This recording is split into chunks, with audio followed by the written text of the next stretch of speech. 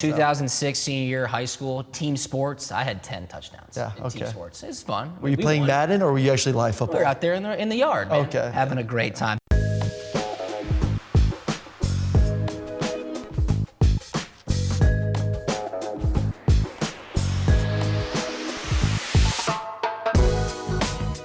This is Campus Lore Live, where NFL players are the experts on college football. I'm your host, Drew Butler, joined alongside Aaron Murray. And this week, we have Shaquem Griffin from Central Florida and Trace McSorley from Penn State to talk about college football and what is expected to come this weekend. Aaron, week 4 in the books. Wow, it was electric. A couple of top 10 matchups, a lot of action inside the top 25. Speaking of action, though, some of the finishes that we witnessed last weekend were remarkable, memorable, and quite frankly, insane. I'll just start it off. Thursday night, Houston-Tulane. Wow. I mean, Fumblerooski, annexation of Puerto Rico, little hat tip to Little Giants there. Tulane converts on a fake kneel, misdirection, Fumblerooski play, and then chucks a bomb, catches it, touchdown, game over. Absolutely unbelievable. They were dead in the water and walked out with a victory. That must feel pretty awesome. Yeah, it was pretty sweet. I thought the game was over. I think I fell asleep about third quarter. Yeah. Woke up, caught the highlights the next day, and I was like, holy smokes, that was pretty sweet. Actually, Auburn used the same trickeruski, center, fake the snap or whatever, hand it off, act like you're going to kneel it during their game. Not as successful, but they attempted it, so it was pretty good. I got to go with UCLA, though, over Washington State. That game, holy smokes, they're down, I think, 49-17. All of a sudden, touchdown. This is a UCLA team that had 14 points every game for 3 straight weeks, and all of a sudden, they're putting up over 60 points, and 50 of them, I think, came in the second half. Yeah. So finally, we're seeing Chip Kelly's offense maybe. Maybe it was just a one-half wonder, who knows, but Anthony Gordon, 9 touchdowns for Washington State. 9 touchdowns in one football game. My arm would fall off. What's the most you ever threw in a football game? Like 5, maybe. That's because I had AJ Green, and I throw him a slant, he'd take it for 90 yards for a touchdown. 9 touchdowns in one half. That's insane. You know, it usually takes dudes like 3 or 4 games to get to 9 touchdowns. Yeah. And okay, you remember early first episode, I talked about I want to be Oklahoma's next quarterback? Correct. No, I want to be Washington State's next quarterback. Mike Leach and what he does. Yeah. Heck, let's go. Yeah, I'm iced up. I'm ready to go. It's the arm's nice and lubricated, ready to throw 9 touchdowns. 2006 senior year high school team sports. I had 10 touchdowns. Yeah, in team sports. It's fun. Were you playing Madden or were you actually live football? We were out there in the yard, man, having a great time. Those were insane finishes. Another one, though, is Appalachian State against North Carolina. They win. They block a field goal. App State's first win over a Power 5 team since they beat Michigan in the Big House. Huge victory for them. UNC now 2 losses in a row after that quick start for Coach Mack Brown. I know, and their quarterback, 2 turnovers, something he's not done all year. Freshman making some freshman mistakes. Defense not playing like the UNC defense we thought they would be, but that's another big win right there. Yeah, you got to love some college football. Some great endings. Keeps you on your chairs. Hey, Georgia game, we'll talk about that a little bit. Another great ending as well. Absolutely. Friday night, USC took on Utah. Utah was ranked number 10 in America, still undefeated. Kind of the Pac-12's only hope to make the college football playoff. And what happens? Well, Keaton Slovis goes out, second play of the game. USC's true freshman quarterback, and Matt Fink steps in, third-string quarterback at USC. He was slinging it all over the place. USC upsets Utah 30-23. It felt to me like Utah was like half asleep that football game. They came in, knocked Slovis out, and their mindset's like, okay, we are one of the best defenses in the country. We just knocked out their second-string quarterback. We're going to win this game. And all of a sudden, for some reason, they just kept playing man coverage. And you look at USC. Great wide receivers. USC will always have good skill. Yeah. And if you want to man up with them, I don't care how good you are, they will make you pay. I mean, they're not maybe Alabama good or Clemson good when it comes to receivers, but those dudes are legit on the outside. And for some reason, Utah just kept coming out of man and saying, hey, we'll let you throw go balls. We'll let you do it. Instead of just saying, hey, listen, we got a quarterback who's in here right now who has not played this season. Let's play zone. Let's bring some zone blitzes. Let's try to confuse him, play off, keep everything in front of us, and let him make the mistake. Instead, they decide, hey, we're going to play aggressive for some unknown reason, and it bit him in the butt. They got taken advantage of. Those receivers are too good to man up, expect to win football games. So USC's just finding ways to win right now for their coach. Yeah. Even with all the quarterbacks they've been through, that's their 3rd quarterback they're playing this year. Somehow they're staying alive 3-1 right now. You mentioned it, though, those receivers, not only the skill they have, but the size. I mean, you're going to play man and just chuck a ball up. They're probably going to come down with the football more times than they won't, and that's exactly what happened Friday night. I think it was Pittman just mossed someone. He beat the corner, safety came over, he said, hey, little guy, I got this, jumped right over him, caught it, ran in the rest of the way for a touchdown. I'm like, stop playing man coverage. You're getting killed right now. Huge win, though. I mean, we're talking about the hot seat for their head coach, and it's cooled down significantly. I think that was my bold take last week. No question. I might have to flip it around this week a little bit because they're proving that they love their head coach, Mr. Helton there, and they're taking care of him. I think the last time Utah beat SC in LA, not even in the Coliseum, was like 1916, before the Coliseum was even built. So that tradition and that run still continues. One more team left in the Pac-12 that's undefeated, though. Cal beat Ole Miss in Oxford last week, 28-20. I mean, I think Cal could probably still go undefeated and not make the college football playoff. My point being, they're not going to go undefeated. The Pac-12's in trouble. Did you see the ending, though? Oh, yeah. I mean, I don't agree with the ending at all. I think you have to stop the clock. I mean, the guy catches it at first glance. It was ambiguous if he was in or not. At first glance, you're like, okay, that there's a chance that could be a touchdown. Yes. And I've been to a million games, and one of my biggest issues is we stop every time. Anytime there's any kind of questionable call, it's like, okay, let's go review it and waste 5 minutes. This one actually meant something. Like, this wasn't some nonsense call here. They should have taken the time, reviewed it, put it back on the in-shot line, whatever you want to do. I don't agree with that. I think they've come out and said the officials should have taken control of the game at that point. They messed up. The call was correct, though. It was not a touchdown. But that's a huge win for Cal. But they still have to go at Oregon, at Utah, and then versus USC. So there will be no Pac-12 team. No, I don't even think so that's a bold take. That there will be no Pac-12 team, and as of right now, it does not look like they'll have a playoff team in there as well. Shocking that referees would mess up the outcome of a football game. I mean, that's never happened before, and it will never happen again. I'm sure they apologize, and everything's good. They said they're sorry, and they'll show up for work next week with zero repercussions. Well, it's like UNC last week for Wake Forest. Yeah, exactly. You know, I'm sorry, there should have been a second on, but sorry, you lost you lost an opportunity to win that football game by throwing a Hail Mary or whatever it is. You don't know what could have happened. We've seen crazier things happen. The refs, if you're going to use instant replay, then use it. Like that, UNC should have had a one play last week, and the Ole Miss game should not have ended the way it ended as well. So just be consistent. If you just one way or the other, consistency is the key. That's all we ask for these refs. I mean, referees are the only people in college football stadiums and professional football stadiums that aren't held accountable for their performance. Yes. I mean, that's just a fact. Look at it. That's topic for another discussion. A little bit, though, because they get chosen for certain playoff games. Crimea River. Yeah. I mean, come on. That's I'm just saying a little bit. That's what they like to say. Yes. But Cal's not going to the college football playoff. No Pac-12 team's going to be in the college football playoff. But some games this past weekend will have implications when those top four teams are selected to play in those semifinal games. One was in the Big Ten. Number 11 Michigan traveled to Madison to take on number 13 Wisconsin. And Wisconsin lowered the boom. 35-0 at one point, 35-7 at one point. Jonathan Taylor's going off. Michigan is in complete disarray. And Wisconsin is for real. All we heard leading up to this game is Wisconsin hadn't played anybody.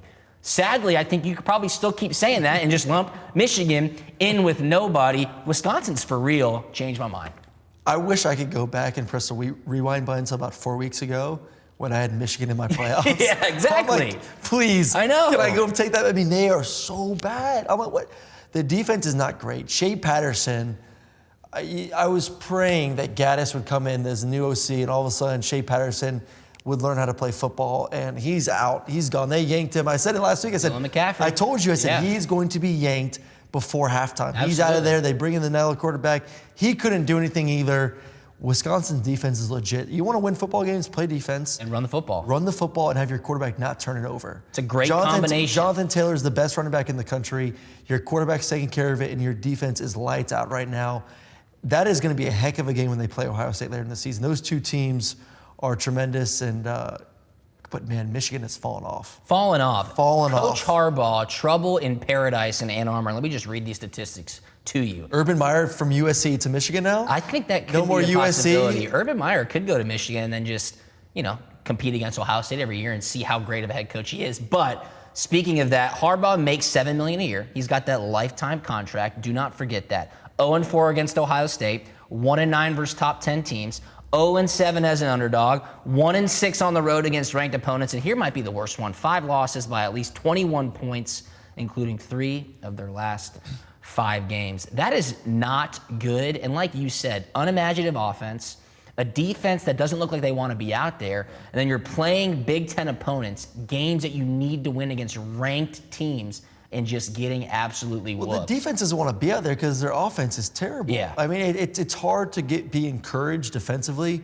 when you're on the field every single time saying, holy smokes, our offense is not doing anything. Yeah. So they have more talent on defense than what they've shown. I just think the offense right now is so far behind when it comes to scheme and talent. Yes or no, Wisconsin is a threat for the playoff. They have to play Ohio State October 26th. If they beat Ohio State, Yeah. you have to. If you beat Ohio State and you're undefeated, yes, you are definitely a threat to be in the playoffs. Absolutely. One team that's certainly a threat in the SEC, Georgia, hosted Notre Dame, 8 p.m. last Saturday. What an electric atmosphere.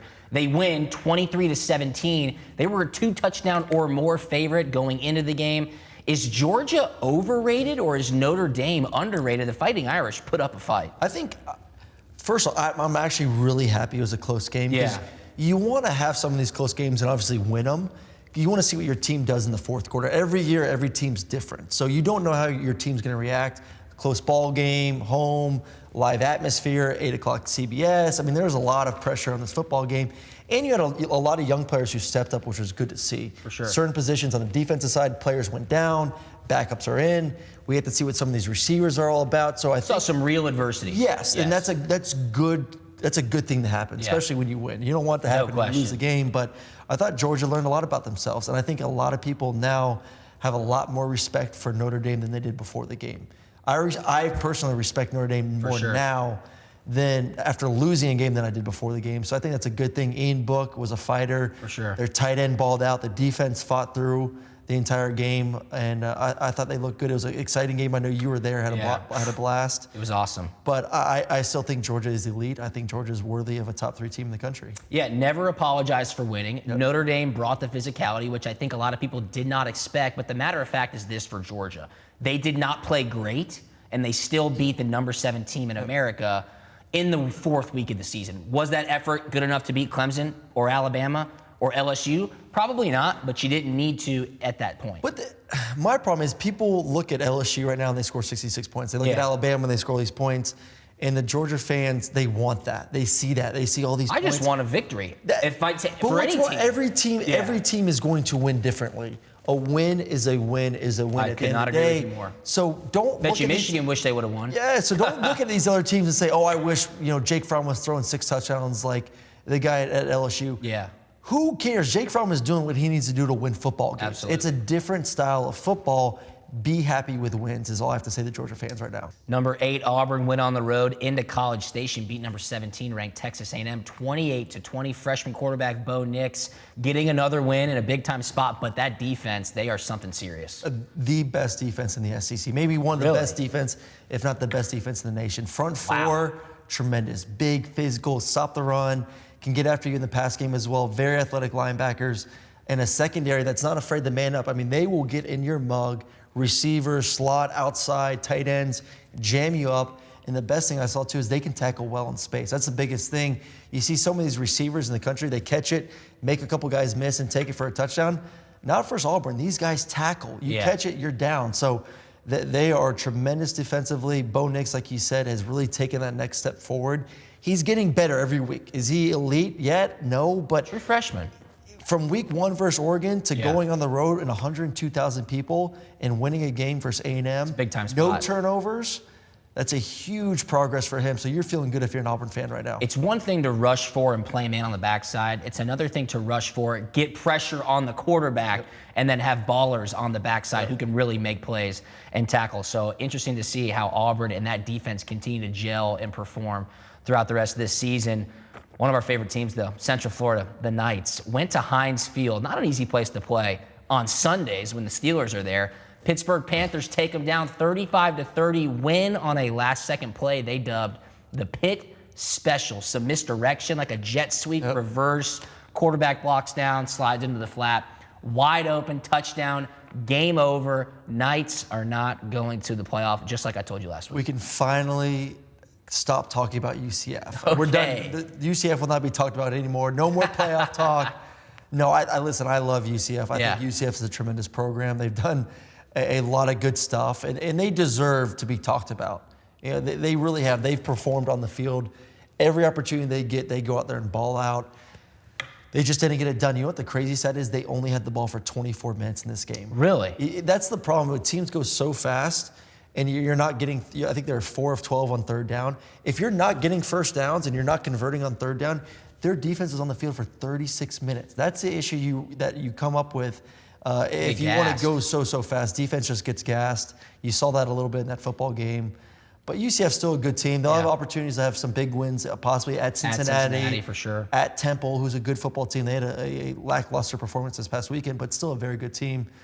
But no more playoffs. We don't have to talk about them anymore about that. All right, well, we do have to talk about UCF for just a little bit longer, and that will be with our next guest, Shaquem Griffin, who's now a Seattle Seahawk and played at Central Florida for the Knights. So come right back, and we'll be with Shaquem Griffin.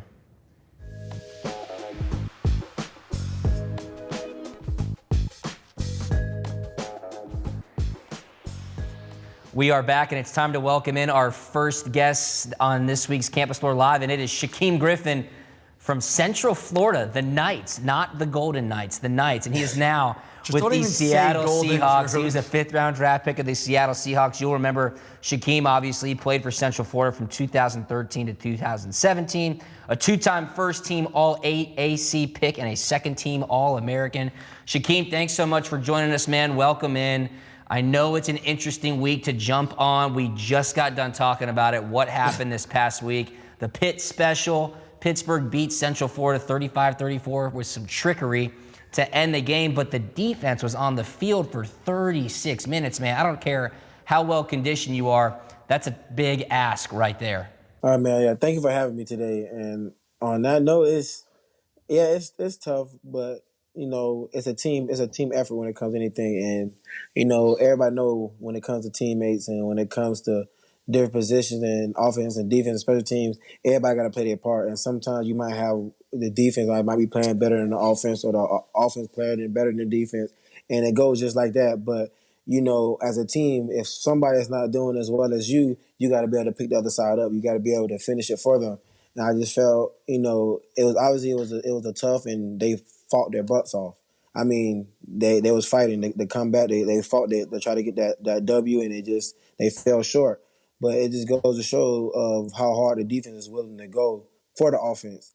And that's kind of culture we created at UCF. Obviously, we didn't get our results, but, you know, as a team full of fighters, and, you know, they're going to fight for each other. So I had the chance to cover you guys twice, 3 years ago. You were still there. I think it was Scott Frost's second season, I believe. Got to come out, see the building, see the facilities, very nice, and then sit down and talk with him and get to know him a little bit in the coaches' interviews. And I was like, sign me up. This dude is the man. Like, I'm ready. We left the coach's interview, and I was ready to run through the wall. I was like, no wonder people love this guy. He is a heck of a coach and just an overall great person. Talk about your time with him. Obviously, tremendous coach. Really got that program rolling in the right direction, and then now at Nebraska doing the same thing. I mean, having Coach Frost and having that staff, it's just, they opened up so many doors that, you know, I felt that was closed for a moment. And I think what the biggest thing was, you know, when the coaches came, they was big on culture. And I just felt like we was at a spot where we didn't know what our culture was. You know, obviously with Coach George O'Leary leaving and, you know, going from that 0-12 season, a lot of things was lost that season. And I think Coach Frost being there and coming and changing that around, you know, he created an environment that was safe. He created an environment that we felt that we can always depend on our coaches and depend on each other. You know, it wasn't just the DBs hanging out. It wasn't just the LBs hanging out. It wasn't just the running backs or the receivers hanging out. It was the DBs hanging with the O-linemen. It was the quarterbacks hanging with the LBs. So he was creating an environment that gave us a reason to fight for something. And, you know, once you have that type of that culture, you know, you can do anything. Yeah, anything. That culture showed up. You guys went undefeated in 2017, really got put into the national spotlight. Some would say you don't get the respect you deserve. I disagree. I think Central Florida gets a lot of respect, but maybe the people that disrespect you, their voices are heard a little bit louder. Why do you think Central Florida has been placed in that position? Is it strictly because they're not in a Power 5 conference, or do you think people just like to hate? I mean, I think it's just because they're not in a power five conference, and I just think it's messed up because kind of like basketball, anybody get a shot. Yeah. You're good, you're good, you're good, and I just feel like we don't get the same treatment when it comes to college football. And the coaches, and every time you come in every single year, and you have a ultimate goal to be the best and win everything. The coaches tell you just game by game win, game by game win. You can't control anything but winning the game. And when you do that and you still don't get that fair opportunity as anybody else, it's just like we're dominating what we need to. We need more. Give us more. And everybody talk down on us, but won't give us the opportunity to show what we can do.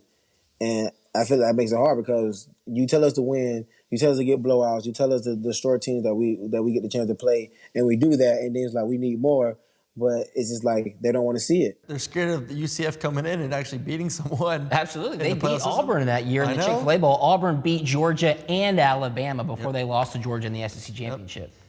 Talk to us a little bit about, because I think the AAC is a tremendous conference. I think probably the best Group of Five conference. Mountain West is up there, have some good teams. AAC has some studs, though. I mean, really from top to bottom, overall, really, really talented in that league. And then you look at you guys and the amount of talent on that football field at all positions. I mean, you look at you guys defensively, the receiving position, a lot of speed. Killian's at running back. I've had a tremendous quarterback these past 4 years. I don't care who it is. Whoever gets put in there just balls out. Yeah. You guys are good enough to be in a Power 5 conference. And I've been harping on this. I want to see UCF and Notre Dame in the ACC. Put both of them in there. I think you guys could compete with anyone. You got the facilities. You got the bounce house. Yeah. You're in Central Florida. You're the best team right now in the state of Florida. I think you guys could ball out in the ACC, get even more recruits, and go out there and have a legitimate chance to be in the playoffs. Do you see that happening anytime in the future? Man, it's tough to say. I mean, like I said, you only can do so many things that you can control, and I just feel like you can't control what they think. I just think they're afraid to see something that's unfamiliar, because like I said, the standards of college ball has always been the same. They don't know any other way. They know that if you're a top Power 5 conference, those are teams that should be in it.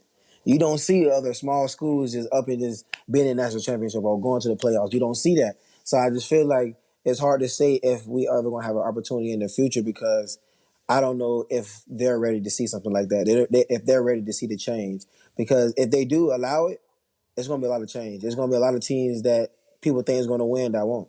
Do you see yourself, though, you guys, UCF, getting into, say, the ACC here in the near future? I mean, I can see that. I mean, we can be ready. We can be a team that can go into any conference, and I just feel like we're stacked all over the place. Defense, offense, special teams, and that's the kind of caliber team that you need to be able to produce or be able to win games. And like you said before, we just at every position, and it's crazy because now that I'm here and be able to talk to other schools and other guys who played on big teams, and I try to compare my school to theirs, and they don't want to hear it. They don't want to hear it, but. And then you talk about size, you talk about speed, and it's like UCF, we had that. We wasn't small. We was big. We was fast. We can move. I mean, when you talk about speed, we had it all over the place. Defense, offense, special teams, no matter what position, O-line, D-line, we're just fast.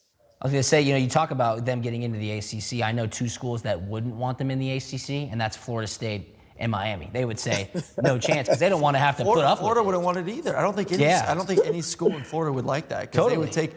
So, I mean, that's a great school. I There's know. a lot of reasons to be at UCF. No question. And kind of harping on that, Shaquem, tell me how the recruiting pitch is and what differentiates UCF from a school like Florida State, Miami, or even Florida in the SEC. I think for the most part for us is, telling the kids they have opportunity to be a part of a program where they can help build to it. You got the schools like Florida, you got schools like Florida State, and you got business already been laid out from so many amazing players. And that when you come in, they only been taught that culture. Well, you can come to UCF and you can be able to start your own. You can be able to be the new name. You can be able to add on to what is already there. And that's the difference, that UCF is young and it's up and coming and it's growing fast. Why not be a part of that? Why not say, you know what, when you come back, I did this, or I was a part of this, or I started this at UCF. You have every opportunity to. And we're winning too. So it's like you get the best of both worlds. Be a part of a winning team, be a part of a great school, Orlando, great facilities, great school, just great everything. And then you can say when you come back, you can show your kids that you can show something where you're like, I built this, I helped UCF get to where it's at today. So right now you're living the dream. You're in the NFL, and you get to play with your brother in the NFL. I mean, that is extremely rare. I don't know how many brothers in all of NFL have ever done that before. Awesome. And I believe you two live together. So we were talking before. I lived with my brother for a year in college, and he was very disorganized. I had to do the dishes, do the food. I mean, everything. How does it work between you two? Or is there any kind of battles about who takes out the trash? Any of that going on? No, we had to come to a common ground when it comes to taking out the trash or having your days. Yeah, you can bump heads sometimes, but if you bump heads, you get confused about what day who took the trash out. It's like, you know what? Let's just split the bags. You get one, I get one. Let's just take it. So we make it work. I think the biggest thing for us now, we have 2 TVs in our game room where we have both our systems next to each other before we can play. Smart. So Man. sometimes I feel like the TV I bought is much better than his, but he always wants to play on mine. So he's like, What's up with that? Let's just switch every day. You get this TV, I get that one. I'm like, I Just go bought get a this new TV. TV. Yeah, get all in your the own league. TV. I bought this. This is my TV. And, you know, that's the only thing probably bump heads because, like, I need to be able to see in the game. I need to get wins. I can't be just switching TVs like that. You're messing up my groove. Well, one thing that you do have over your brother is your stats from the Combine this past year. You absolutely jumped onto the scene. Remind me of what your 40 time was, and tell me how that experience was because you were getting a lot of love, and it jumped you into that 5th-round draft pick for the Seahawks. No, the 40 time was pretty fast. What was it? I know you know what it was. 4-3-1? Yeah, something like that. Yeah, man. He was burning. 4-3 something. That's 4-3 awesome. and some change. But yeah, that was an amazing experience. And I think what stood out for me for the Combine was just being able to get an opportunity to be there because it was a chance where I didn't think I was going to make it there. And I feel like, you know, after even all the accolades and winning and doing everything you're supposed to do and controlling the controllables, you feel like you have that fair shot, that fair opportunity. And it's just that the NFL coaches didn't see that. And, you know, obviously that's tough because you do everything you can, but, you know, you go to the Senior Bowl and you just focus on you and focus on the things that you can control. You know, I was able to become the MVP practice player for the Senior Bowl and being able to stand out, and that gave me another opportunity.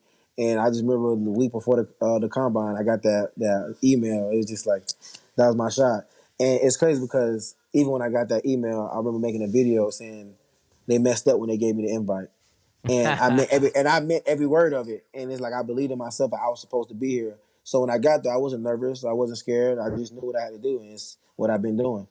Man, that's awesome. Hey, I know you're going to have a long, successful career in the NFL, but if not, you could be a motivational speaker or the recruiting coordinator at UCF because he had me fired up, man. Right. That's awesome. That is so good. Well, Shaquem, man, we really appreciate your time. Good luck the rest of this season, and good luck to your Central Florida Knights. And when we come back, we'll be joined by Trace McSorley, Penn State QB and Baltimore Raven. Check right back in with us.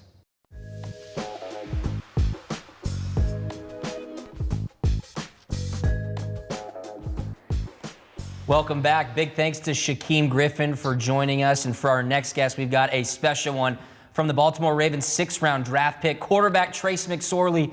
Trace was the quarterback at Penn State from 2015 to 2018. He holds the school record for most passing yards and touchdowns in a single season. Trace, Penn State's off to a quick 3-0 start.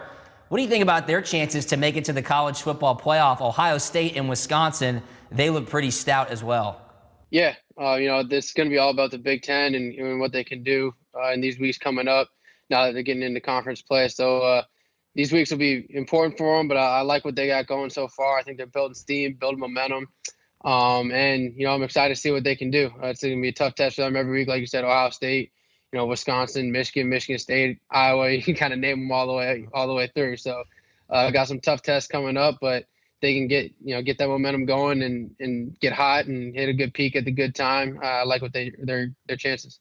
Trace, when I think of Big Ten football, obviously it's great football, great competition, hard-nosed, but I think of gigantic stadiums. Like all the stadiums I feel like are 100,000 plus. Talk about those environments. I mean, we played in some good ones. Tennessee was about 100,000 plus, but nothing as big as I say like Penn State, Michigan, some of those big boys, Ohio State. What's the toughest, what's the loudest, and what's the biggest in your mind? Yeah, definitely going into tough environments pretty much every week, whether it's, fortunately for us, Penn State was our home field, so never got to experience the flip side of that, being on the other team. That was kind of always working in our benefit. But, I mean, like you said, Michigan, I think that was the biggest crowd I played in when I was there. They put, probably close to 120 at one point, I think, in one of those games. Ohio State was always 100,000 plus, but in my mind, in my experience, the toughest one I had was playing at Iowa. I mean, the fans are right on top of you. They're 70,000, but the entire game they don't let up. I remember coming off on the sidelines, and it's like a 4-foot difference from like your back where you're sitting on the bench to the first row of fans, and you're trying to make adjustments, and you can't figure it out because they're just screaming. They're right into your ear the entire time. How do you practice for that? I mean, what was y'all's method during the week? I know some teams are blasting music. When we'd play Tennessee, we'd be blasting Rocky Top the entire week. Mm-hmm. In the locker room, in the weight room, in meetings, on the field. I mean, you were so sick of hearing Rocky Top. You had no choice but to go pretty much smash those boys come Saturday. Exactly. What would you guys do, say, before going to Iowa or to Michigan to kind of get you guys ready before that game? Same kind of thing. We would, pump in noise, and a lot of it would just be pumped in crowd noise, through big speakers that were blasting through practice, and you always would practice as close to the speakers as possible to try and get as much of it, in your mind and be ready for their, communication challenges and all that kind of stuff. So, same thing by the end of the week, that white crowd noise is just echoing in your mind, and you just can't wait for it to be done. You talk about all these great schools that you play against in the Big Ten and these stadiums that you have to go into: Ohio State, Michigan, Michigan State, Iowa, Wisconsin. I mean, those all seem like huge rivals. Who would you say Penn State's biggest rival is year in and year out? It's kind of hard to say that. Coach Franklin and Penn State always got that unrivaled kind of mentality, what they bring to, every game being the most important one.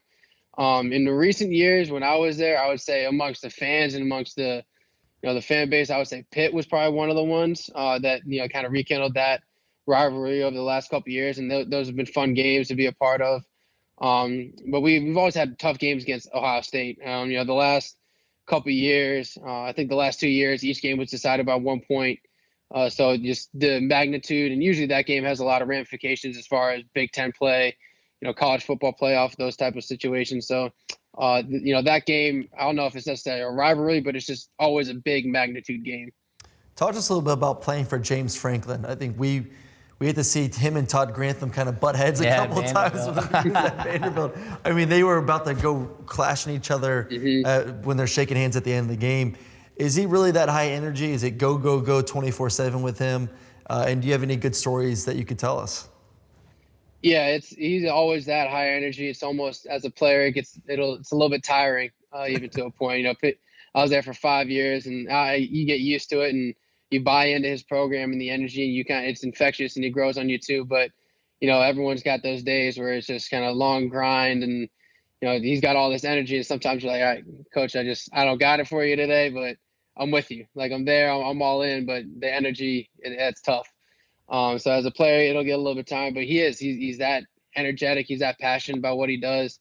As a coach, as a mentor to, he looks himself as a mentor to a lot of the players. So he's very passionate about what he does. And then he's passionate about what happens on the field, winning games, and he gets really excited. I remember coming off after touchdowns, and he's slapping my helmet, hitting me in the ribs, and that same kind of thing. Eventually, I would give it back to him a little bit, give him a good shove as I came off. And I remember one time, I did one, I guess, a little bit too hard, and I got a text from his wife, and she was like, "I'm so mad at you.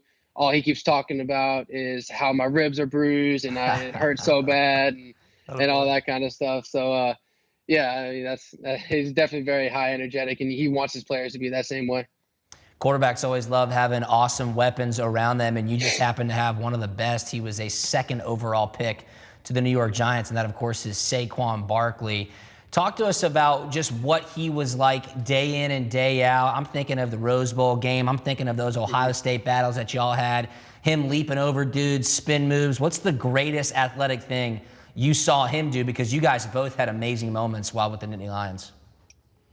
Yeah, it was awesome. Definitely in my time had a lot of weapons that I was at my disposal as a quarterback there. But Saquon was definitely one of the best, and everyone sees what he does now. And Aaron, you probably heard this a million times. Like, check down could be a quarterback's best friend. But when that guy's your check down, he could take it 80 yards after that. It makes him a little bit little bit nicer, from my perspective. So, I mean, as far as the athletic things he was able to do, I mean, everyone's seen the videos of him power cleaning, whatever it was, 405, whatever it might, I don't even remember at this point. Jeez. Squatting every plate he could put on there, whatever it was.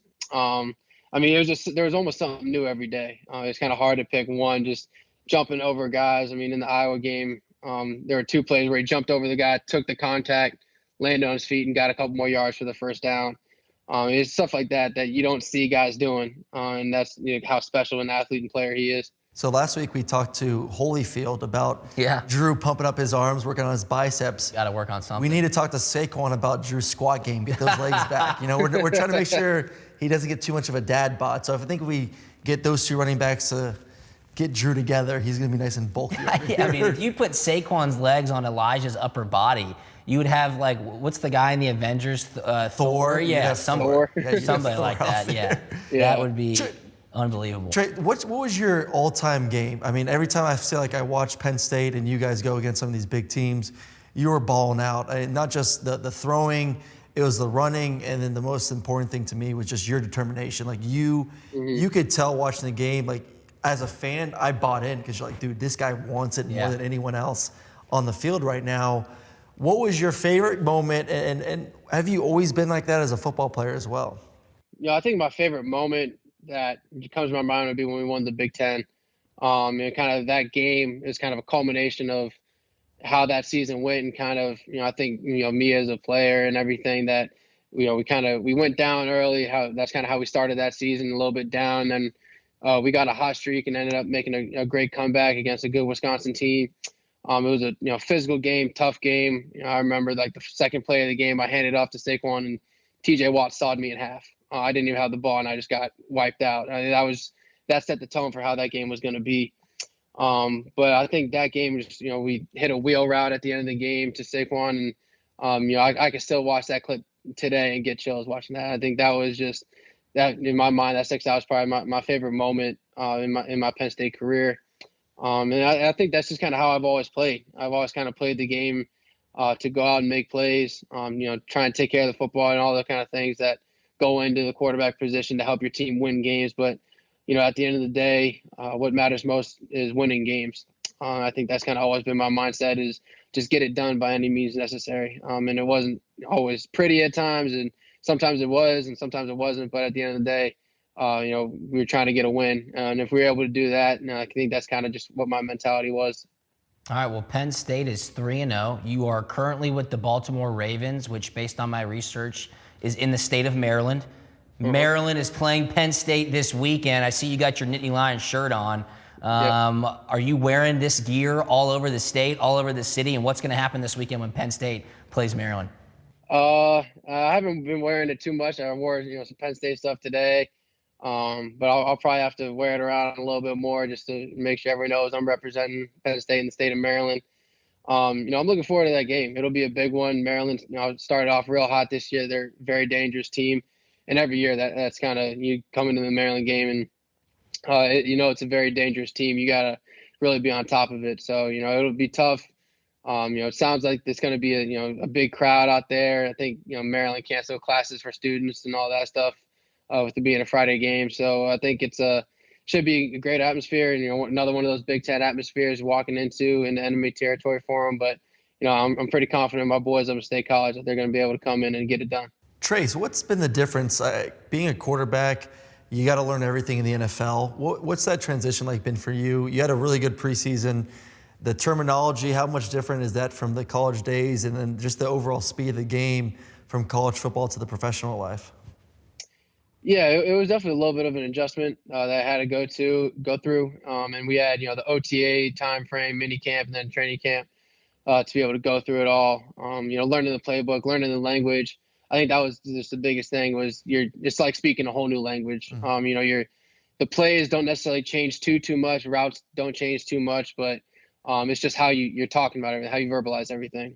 So I think that was, for me, getting all that down, getting our operation down, everything, how to handle things at the line of scrimmage and that kind of stuff. And then really adjusting the speed of the game. It was just kind of getting used to it. You took a couple of times to see a couple things here and there. But once you kind of saw them, you kind of got into it. And, kind of one of the things that, quarterback coach Urban with the Ravens kind of always told me is at the end of the day, you're going out and you're playing ball.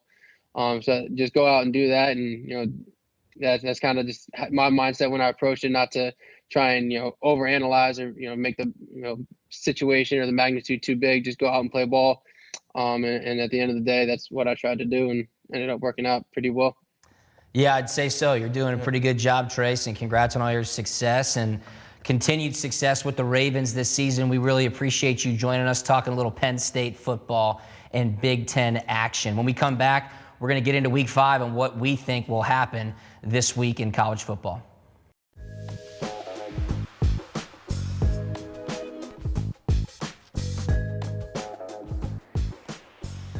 Welcome back. Big thanks to Trace McSorley, former quarterback at Penn State, really a legendary quarterback at Penn State. He was able to accomplish a lot of great things for the Nittany Lions and a Big Ten champion. Speaking of quarterbacks, though, news breaks today. One of the guys with some Heisman hope before the season, Houston's quarterback, D'Eriq King, right? It's Week 5. We're going into Week 5. Announces that he is not playing for the rest of the year. Told Dana Holgorsen, the head coach of the Cougars, I want to sit out the rest of the year. He's reached that 4-game maximum where he can still redshirt, but he's not transferring. This news story is so bizarre to me. I'm so confused. What is the purpose of this? I am in his mind, he wants to sit out, get his degree, finish up in school, and then continue to progress as a quarterback to get ready for another season next year. So he's just buying time. He's just buying time. He's like, listen, I want to hit the reset button. The start of my senior year is not going the way I was planning it to go, so I want to get a redo. And he can. He really can get a redo, this is the most bizarre thing, because you plan from January, all spring practice, for your senior year. For your senior year. As a quarterback. This is your team. Yeah. So you're literally getting up in front of your team, the team that when things were going tough in spring ball, when you're out there in the heat in Houston, grinding in summer, doing sprints. Hey, boys, I'm your leader. Follow me. 4 games in, you're saying, never mind. I don't want to be that dude this year. I'll be the dude for next year's team. Are you kidding me right now? Just you saying that out loud makes it as outrageous as it really is. And my question is, 1, why is Dana Holgorsen, the head coach, saying, yeah, man, sounds good. See you next year?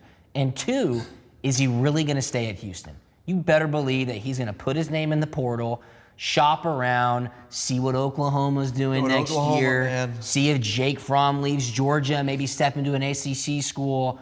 Who knows? But this story is bizarre, and I feel like it's not the last that we will be hearing of it, because D'Eriq King sitting out, buying time, makes no sense. It would make more sense if he left. Yes. To sit out to redo your senior year at Houston is, I don't know, it's you are the senior quarterback at a major university.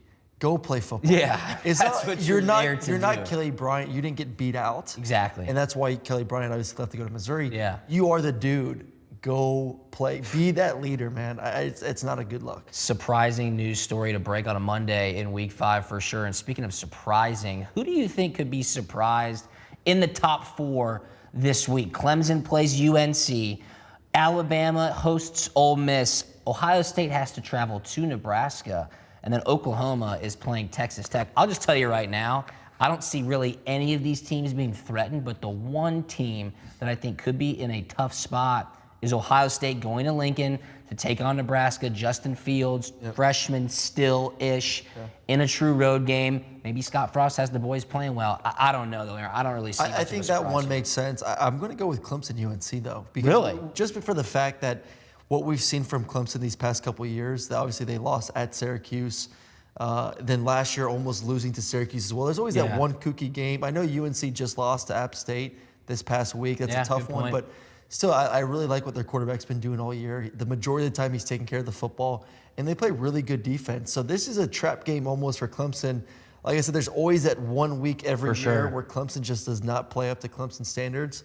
This could be the week, who knows? And I think UNC could take advantage if we don't see Clemson's A game. Yeah, Mac Brown's going to have those boys ready to play. They have lost their 2 last games, but they believe they won their first 2 games as well. It would be awesome for them to upset the number 1 ranked Clemson Tigers. Clemson, of course, is undefeated. probably going to remain undefeated for the rest of the year. But another undefeated team is hosting a conference game. Arizona State is heading to Cal. The undefeated Cal Bears 4-0. Cal won last week. They beat Ole Miss. Arizona State lost to Colorado. What are you expecting in this matchup? The last great hope for the Pac-12. Yes. Cal. Can Cal keep it alive going? I think they make it through this weekend. Arizona State offensively, not very powerful. And Cal at home, maybe they'll get some good fans out there. They're undefeated. They're feeling good. They've had some big wins these past couple weeks. Obviously beat Washington, a win against an SEC team. And I know Ole Miss is not maybe the cream of the crop, but it's still an SEC team that you beat. So they're feeling good. They're playing great football, so I like Cal in this one. Justin Wilcox, a coach name to watch, I think, as these coaching situations around the nation start to get sorted out as we head into week 5. You said the Pac-12's last hope is Cal.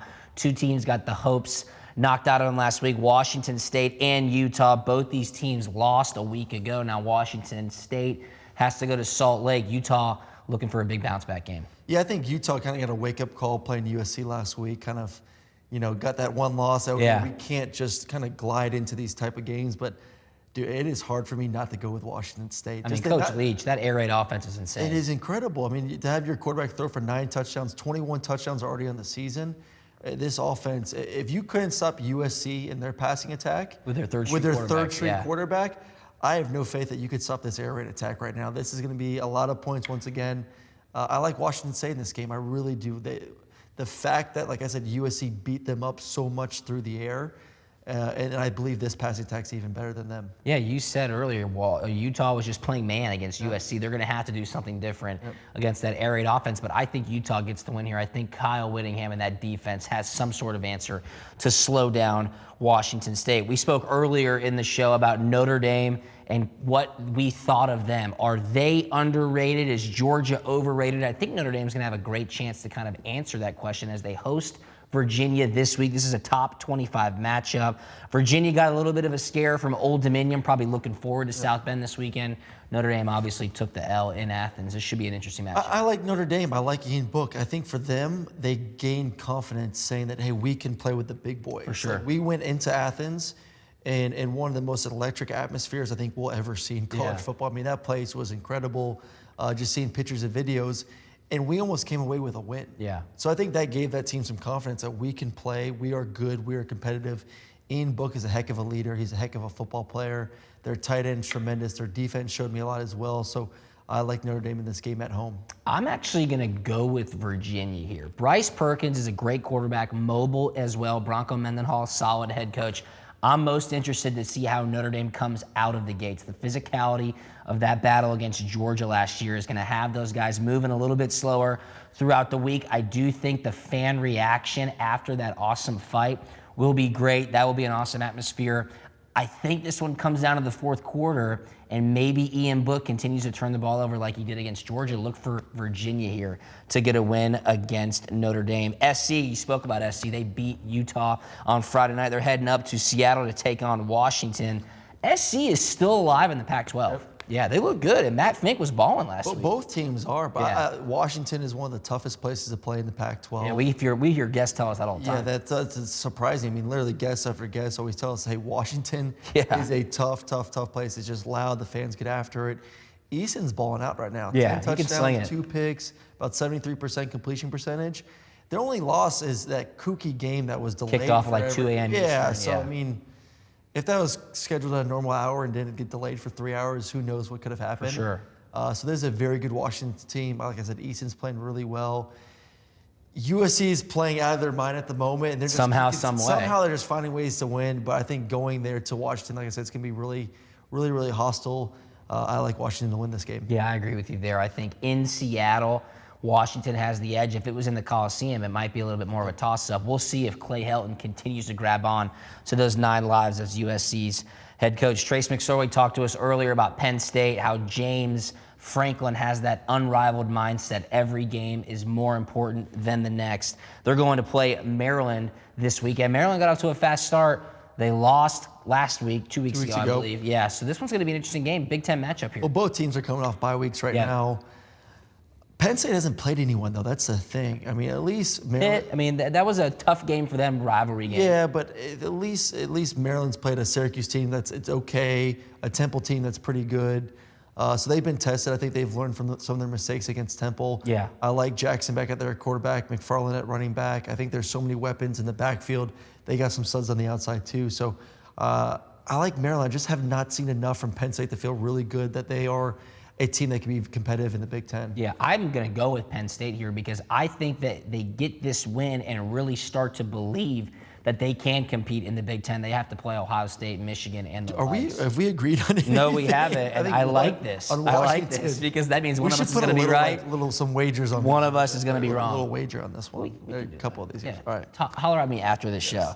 All right, Texas Tech's going to Oklahoma. Oklahoma is on absolute fire. I know you said if you had more eligibility, you would want to go play for Lincoln Riley. What he's doing with these quarterbacks, Jalen Hurts.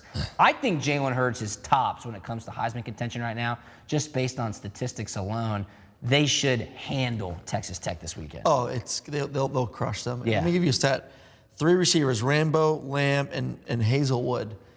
All 3 of them over 20 yards per reception this year. That's just You're insane. telling me these dudes are catching the ball and getting every time at least 20 yards. That's changing momentum. That's changing field position with just one catch.